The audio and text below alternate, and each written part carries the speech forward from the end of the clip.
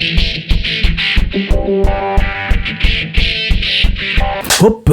what's up, this is Scott Bahagan for another video. So, meron po tayong bagong unique po ito. Parang ko sasabihin. This one is a smartphone, okay? Take note, smartphone na e-ink po ang gamit niya. More like e-paper, hindi daw po AMOLED ito at hindi rin IPS LCD ang gamit niya na screen. This is e-paper. So, first time ko dito sa channel. So, pagpasensyahan nyo na kung medyo ignorante ako dito sa part na to. And of course, pinadala nila sa akin. Wala pong bayad. Wala po itong bayad. Pinadala lang nila sa akin. Feature ko daw. You know, for promotional purposes, of course. Pero syempre, yung curiosity ko, gusto ko siyang himay-himayin eh. So, by the way, to give you an idea, ito po, nakita ko yung link niya na ginagamit. So, this should be around, kung 250 ito, mga around 12,000 to 15,000 pesos ito sa price. So, ang tanong, worth it kaya ito? So, ang specs po niya, ito, yan.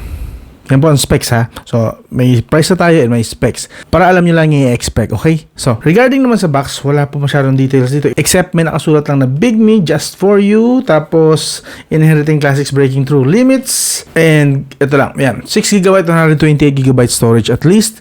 Yung kanyang capacity, okay? So, buksan na natin na lang. Sensya na. Again, this is my first time mag-feature ng ganitong klaseng smartphone. Supposedly, para to sa mga mahilig sa minimalist style yata.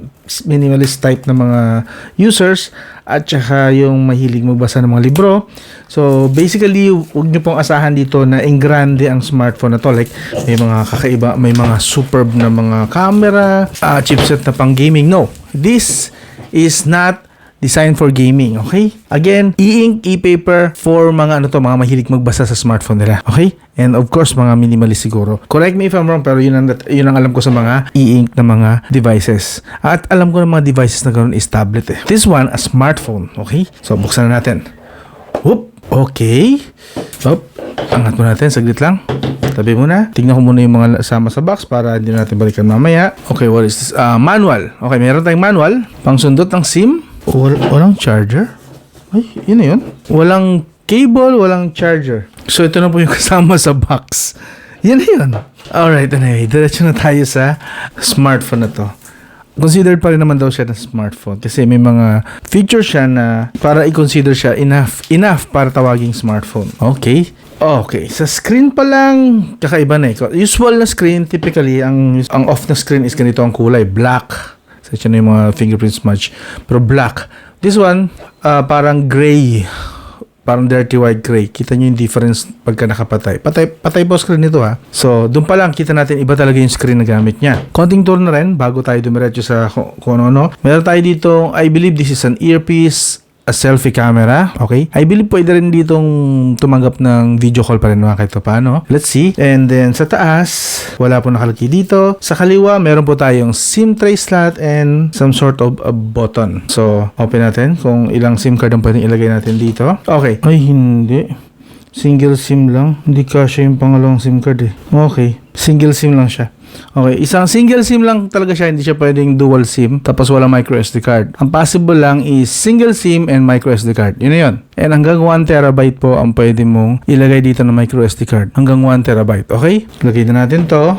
Now, dito naman sa baba is meron tayong USB Type-C. Okay, that's good. And microphone, I believe, dalawa. I hope tama ako na dalawa nga microphone niya. And then dito sa kanan is meron ulit tayong volume rocker na buttons and another button din. So I wonder kung para saan tong isang to. Okay, yun lang. Sa harap kita natin makapal ang bezel. So again, obviously iba ang purpose ng smartphone ito compare sa regular na mga smartphones na gamit natin, no? And then dito sa likod, meron tayong at least single camera. The texture niya is parang plastic na mukhang leather pero plastic po siya. May logo tayo ng Big Me doon. Yun lang, so basic. And napakagaan po niya actually. Para siyang mas magaan lang ng konti dito sa nating phone 2A ko na gawa rin sa plastic. So yes, possible na all plastic lang talaga to. Walang glass, walang any something talaga na special or premium materials dito. But anyway, turn on na natin. I assume ito yung pinaka power button niya. Uy, okay. So, nag-blink. You mean to say, hindi siya wala akong nakikita ang plastic dito para tanggalin ko to. Parang nakafix yung pangalan ng Big Me. Nakafix nga yata. Nakafix. Ibig sabihin the whole time. Yun yung Big Me. Siya, parang naka-image retention. Pardon my ignorance. Talagang first time ko po talaga makahawak nito at maka-encounter. Ooh, okay. So, set up ko muna saglit. Wait lang. In fairness, nakaka-detect siya ng 5 GHz Wi-Fi. So, Good job. And supported niya rin ang gesture. Okay, that's good. Okay, lalagyan muna ako.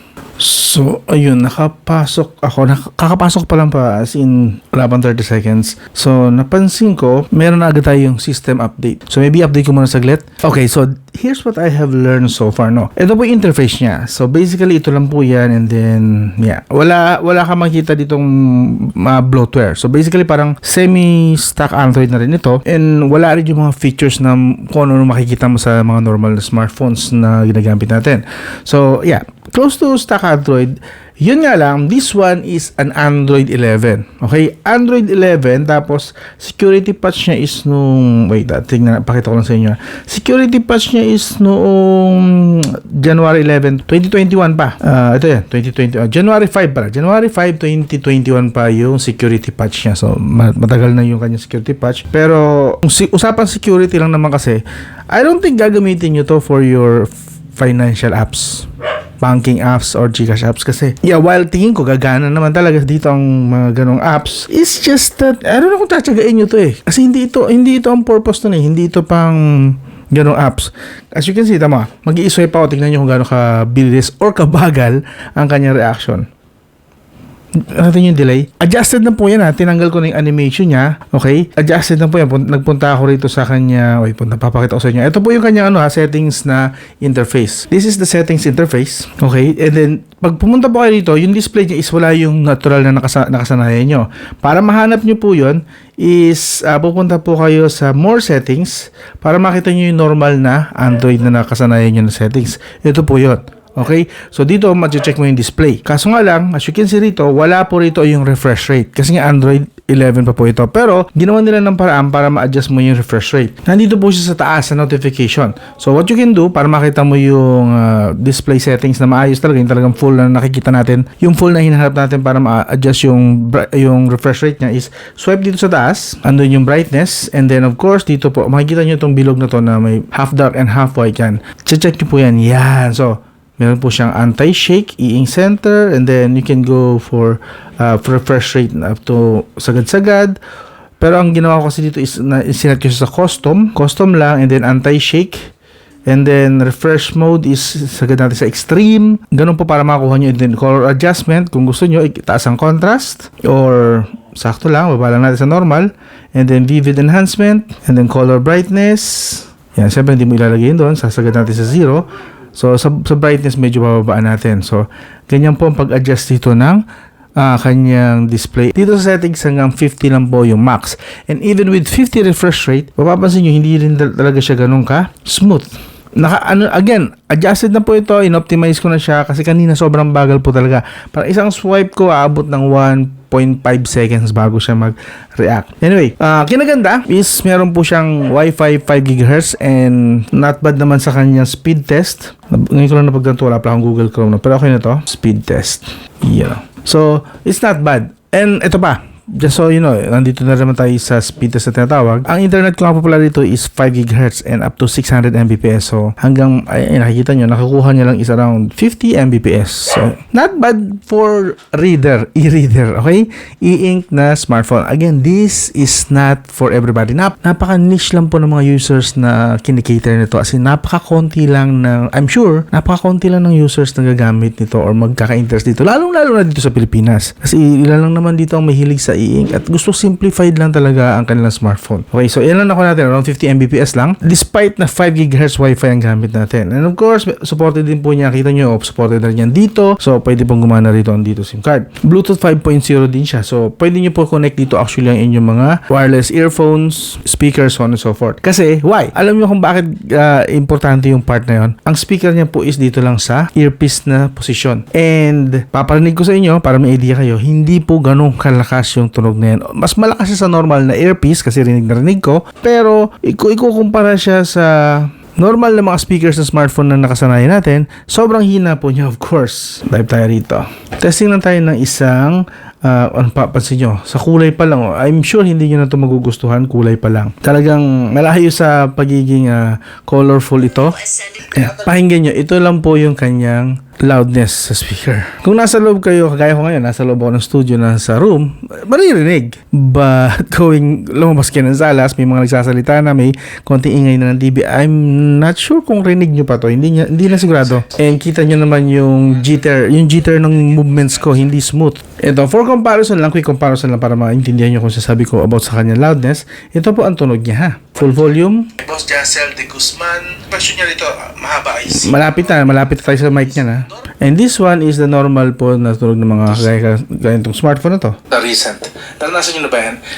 Yan yung tinutukoy niyo dyan eh. Again. Is yung screen at hindi matouch yung aba lang, para pinigli ko na lang. Anyway, sa susunod na galing kay boss. So yes, that is why I would highly recommend na kung gagamitin nyo to, earphone, kung manonood kayo ng YouTube.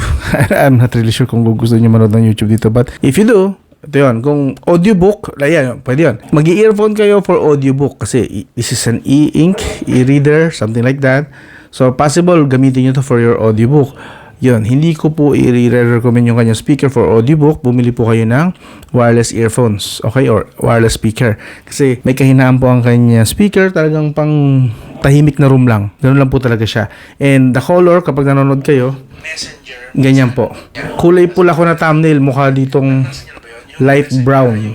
Hindi matouch. Ganyan na po. So, basically, panooran, hindi rin the best, okay? Hindi siya panooran. Pero, again, possible na manood kayo rito. Itong YouTube nga na to, actually, hindi siya pre-installed. In-install ko siya, galing pa talaga sa Google Play Store. And good thing, meron namang Google Play Store. So, yeah. Don't worry, meron siyang Google Play Store na may full access po kayo. Ito, may full access naman po kayo sa Google Play Store na mga downloads, okay? So, nakapag-download na ako ng mga social media. Andito rin. But then again, this is so not ideal para sa mga social media. Especially visual ang usapan. So, add ko lang. Tinas ko siya using Messenger. So, kanina pa ako rito. Actually, kagabi ko pa siya tinatest. Baka kakaflock lang. Kasi baka traffic yung signal. Pero, sobrang bagal po niya sa Messenger. So, hindi talaga siya nagpa-function. At napaka-delay po ng kanyang mga notifications sa Messenger. So, don't use Messenger. Huwag niyo pong gagamitin ng Messenger dito sa Bigme phone na to. On the other hand, okay po siya. Nag-work siya sa text. No, Messenger isn't responding na nga. For some reason, may issues, may bug siya sa Messenger. So, hindi siya nag-update na maayos sa Messenger. But sa Gmail, very good siya. Nag-work siya just like normal sa iba mga smartphones ko. And sa text, okay din. Especially sa call, okay po yung call dito. SIM card gumagana. But social media, huwag niyo pong lalagyan ng social media. Ito, hindi siya nagpo-function na maayos sa social media. Ang daming issue. So, not for social media phone. Okay? Yun. Para malinaw lang. Saan naman to nagsashine? So, nagsashine naman po siya, of course. Again, like I said, e-reader po to using an e-ink screen. So, basically, kapag nag-open tayo ng File Manager. So, ito. Kunwari, ito. Yan. X-reader natin. So, yan. Dito talaga siya mag-shine. Pwede po kayo magbasa dito ng libro. Yan. And solid po actually yung battery life nyo. More than 2 hours na po ako dito yata, kung di ako nagkakamali. Nasa 10% pa lang yung nababawas niya. Mula nung tinurn on ko siya. I believe nag-start ako ng around 85%. So, magka 10% pa lang. 2 hours na po yan. Tuloy-tuloy lang po ako sa paggamit. Nag-download ako, nag-update ako, at nagpasa ako, nag-test ako ng camera, so on and so forth. So, pagdating sa battery, napakatipid po niya. Ilan naman ang battery nito? Ito, again, ulitin ko, ito ang kanyang specs. Nasa 3,300 mAh lang po ang battery niya. And if I'm not mistaken, around 10 watts to 15 watts yung kanyang charging speed. Okay? So, nating impressive din sa charger at lalong nating impressive sa battery. Pero impressive ang kanyang battery life. Like I said, 2 hours, tuloy-tuloy na gamit. Gumamit pa tayo ng camera, so on and so forth. Uy! Speaking of camera, nabanggit ko na rin naman ng camera. So, I did take some pictures. So, ito gallery. So, natawa lang ako kasi syempre, I was taking pictures. So, ito yung nakikita ng camera ha. Ito yung nakikita ng camera. Sabi ko, ibig ba sabihin nito is ganit, hindi colored yung camera. Tinransfer ko to ngayon sa normal na kuha syempre sa dito sa cellphone. Ito po actually ang katumbas niya. Actually, ang ganda ng camera. And this is, by the way, 13 megapixel ha. 13 megapixel single camera lang po yan. And 5 megapixel naman sa front camera. So, nung tinransfer ko siya, so ibig sabihin, kapag nag-post ka sa social media using this camera, naka-install ang Facebook dito, pwede. Actually, very decent yung kuha ng camera. Oh. Look at the details. So, not bad sa camera. Yun nga lang, para ma-appreciate mo is ita-transfer mo siya ng ibang device kasi dito sa device na to, ang makikita mo lang is almost black and white. Although, kino-consider ito as colored sa settings siya, but that's not colored enough. Siyempre, of course, para sa mga typical natin usage. Pero, I appreciate this kasi wala naman siyang pinapromise anything na kayang na ginagawa ng mga smartphone natin. Ang promise lang ito is to provide experience using an e-ink e-display. And of course, catered po ito. Okay, wag naman po ang iba dyan na toxic na, ang pangit nito ganyan. I understand na hindi po para sa inyo to at lalong hindi ito para sa nakararami. Kitang-kita naman kung magagamitan na natin to ng common sense, buksan natin ang utak natin, huwag tayong mag-react dito na parang mga ignorante. Okay? Obviously, ang kinikater nito is hindi para sa lahat. Specific lang ng mga people kagaya ko. Siguro po, actually pwede to sa akin, pasok to sa akin kasi avid reader ako. Mahilig talaga ako magbasa. Kung napapansin nyo naman siguro, hindi naman nakakaila. Yan, puro libro dito sa harap ko. Kasi mahilig po talaga ako magbasa. And this one, actually, pasok to sa panlasa ko. So, yung pinapangako niyang purpose, actually, para sa akin, why not? Pero to be honest, hindi ako gagastos para dito. Of course, kasi may libro naman ako and pwede ko naman actually i-adjust ang kulay ng smartphone ko. Kung hindi nyo pa po alam, may reading mode na po ang mga smartphone mostly. And if walang reading mode, pwede naman kayo mag-download ng app. Kagaya nito, na-download ito gamit ko, Redera. Yes. Ito, meron akong mga dito. Of course, mga binabasa talaga rito. So, pwede ko naman gawin yun. Yun nga lang, syempre, hindi siya kasing kunat ng battery nito. Okay, I'm not sure kung gaano katagal talaga ang pinaka-battery nito, pinaka-battery life nito. But, so far, 10% in 2 hours, that's good. Sa 3,300 mAh. And yes, ang liit ng battery, pero it doesn't matter kung ganito naman siya kakunat. Okay? So, napaka-solid po nito. Base sa purpose niya lang. Again, sa purpose niya lang. Huwag naman po kayo mag-react na parang para sa inyo to. Parang mga parang mga mahihilig sa smartphone tapos pag nag-feature ka dito ng tablet, iyak ang laki.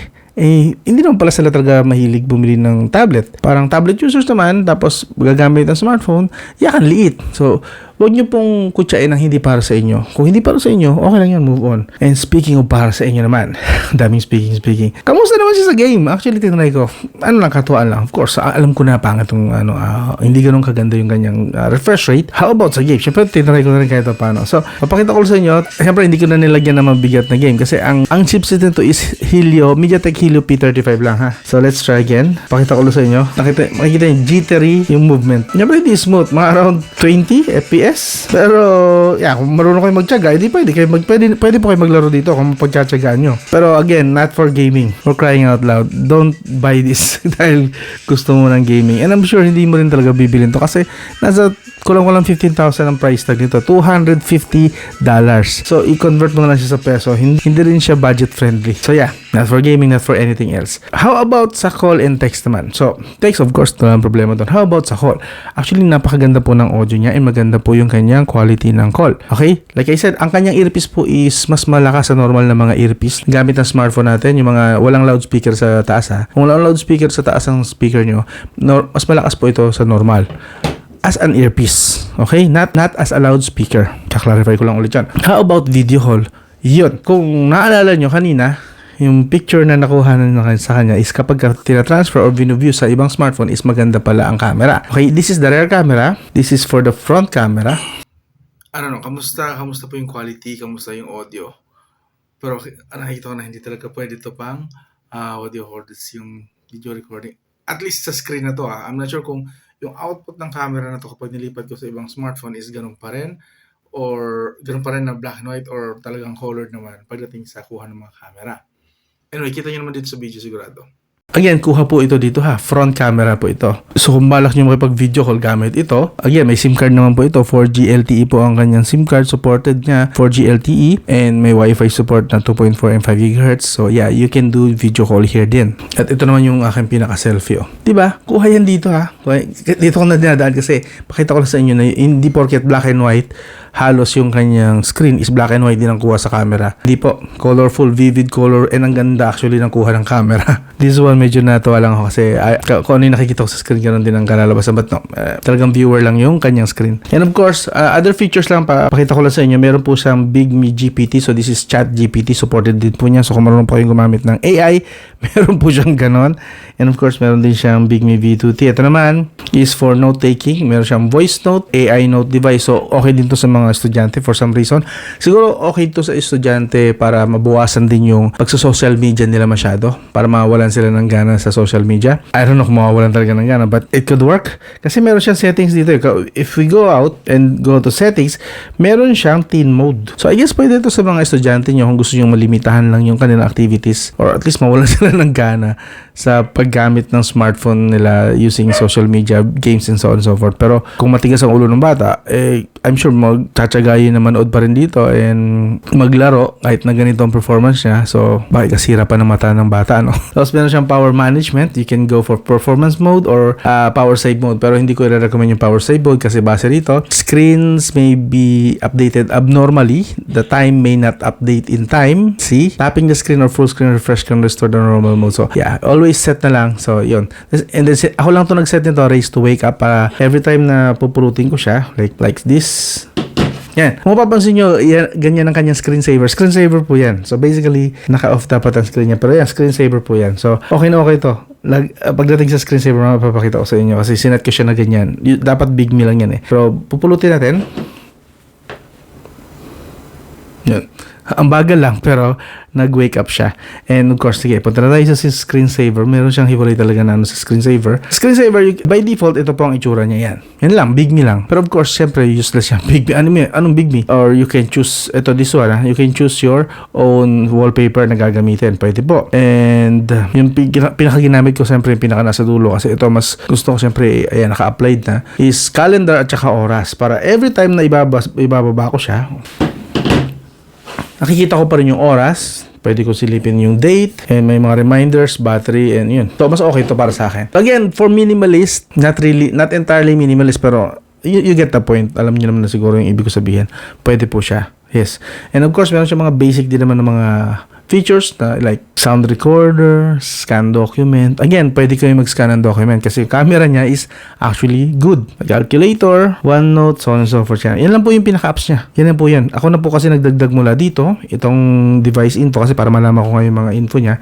Ito, ako na yung nagdagdag. Kasi meron naman po tayong access sa Google Play Store. So, it's not bad. Okay? Meron din tayong mga document viewers. So, basically, ang pinakagamit nito, call, text, e-reading. Yeah, reading for your reading. Tapos, kung sa social media kayo, pero gusto niyo lang naman magbasa, ayaw niyo manood ng mga videos, pwede. Pero pwede niyo rin pagtyaga ng videos dito, black and white lang, or malabnaw lang. Web browsing, pwede. For research, may Big Me GPT siya. And of course, yeah, yung pinaka yun lang talaga is reader talaga siya. Pwede kang magbasa po rito na magbasa. Yeah, you can adjust naman. Tap ka lang sa gitna, i-adjust mo yung font. By default, ang laki ng font yan eh. Kanina dito yata yung font size. Dito yan kanina. So, pwede nyo pong i-adjust yung font size. Depende sa linaw ng mata nyo. Yan. Yan yung pinakatama siguro. Yan, pwede nyo lang i-adjust. Tap or pwede gamitin actually yung volume to switch pages. And forward, gamitin nyo lang yung volume niya to switch pages kapag nagbabasa kayo.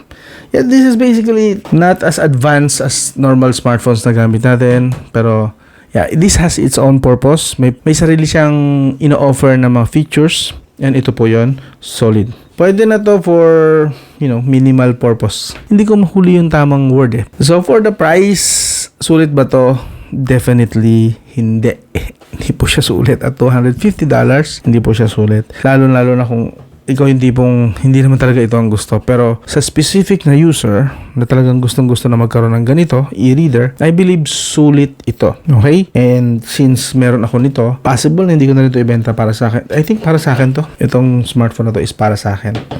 So para sa akin, goods to. Pero hindi ito sulit sa nakararami at sa mga nakasanayan ng mga Pinoy. Yun lang. Anyway, sa mga taong kagaya ko or sa mga taong interesado rito and tingin nyo para sa inyo ang features na meron ito, again, kung tingin nyo lang naman, walang toxicity po sa comment section na, kung tingin nyo lang naman is ikaw yung tao na para sa iyo itong features na in-offer niya, iwan ko yung link sa video description. So hanggang doon na lang. I don't think bibigyan ko pa to ng full review. Okay na tong first impression lang. Wala naman ako masyadong ikakalkali na dito eh. Yun na yun eh. So hanggang doon lang. This is Cotman. I'll talk to you again soon.